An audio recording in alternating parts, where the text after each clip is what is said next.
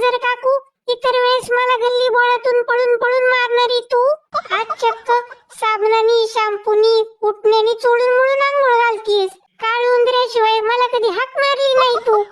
आज तुझं एवढं प्रेम का तू चाललंय ग?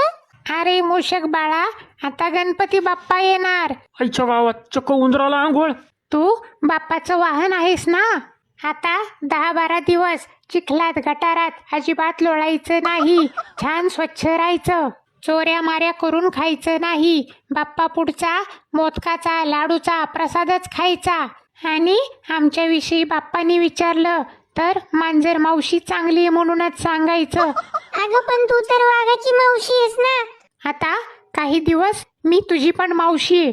बया, गणपती बाप्पासाठी वशिला लावी ती. काय तर म्हणे मांजर मावशी. संसोद आल्यात तर कशी नाती होते आठवाय लागल्यात.